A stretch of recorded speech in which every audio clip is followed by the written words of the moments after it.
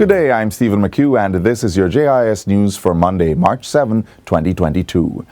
After 2 years, Jamaica's education system has returned to full face-to-face classes since the global pandemic disrupted regular schooling. Education Minister Favour Williams visited a couple of the schools this morning and encouraged the students and administrators to continue observing the COVID-19 protocols. We want you to still wear your masks. We want you to wash your hands as often as possible. We want you to have someone take your temperature when you're coming in. I seriously want to encourage you on. We're looking for you to do great and wonderful things. In anticipation of the face-to-face lessons, schools were instructed to develop plans to ensure students' safety. These include temperature checks for all who enter the school compounds, sufficient hand wash and sanitization stations, and the enforcement of mask-wearing protocols. Schools are also required to have staff deployed to clean and sanitize classrooms and other facilities and follow the Ministry of Health's protocol for cases where persons exhibit flu-like symptoms. Meanwhile, schools with established shift systems have an additional 2 weeks to streamline their operations for the full resumption of face-to-face classes. This was disclosed by Acting Chief Education Officer in the Ministry of Education and Youth, Dr. Kassan Troop, during a virtual town hall meeting on Friday. She says the timeline will allow these schools to work through their challenges and communicate with parents, given that they may not yet have the classroom facility to have all students out at once. There are some particular challenges at this time with space, as you know, so we have given them an additional 2 weeks to work that through. So we're asking you parents to just work along with your principals and your teachers. And even as the move to in-person lessons is advanced, the Education Minister says technology will remain a permanent feature of instructional delivery in schools. We will still have all the technology that you're used to in the virtual space. It will still be available.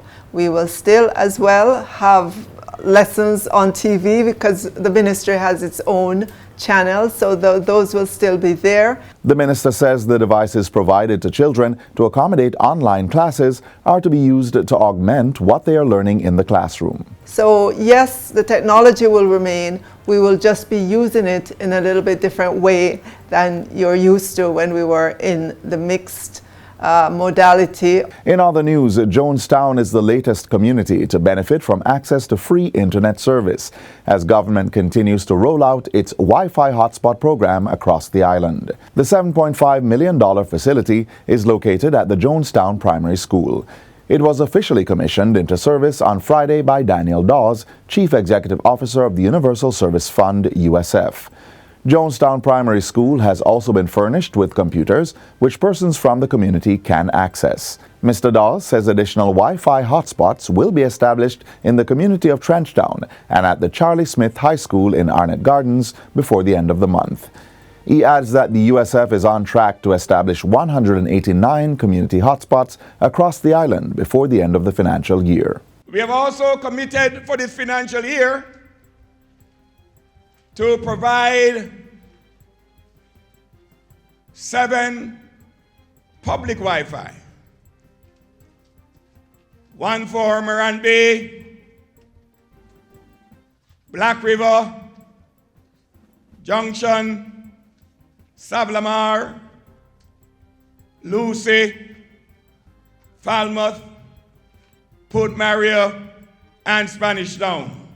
Jamaica is in receipt of its first child-friendly center for victims of human trafficking and other serious crimes. The office was opened Friday at the Falmouth Police Station in Trelawney. It is part of a $6.7 million multi-year partnership between the Ministry of National Security and the United States Embassy in Kingston.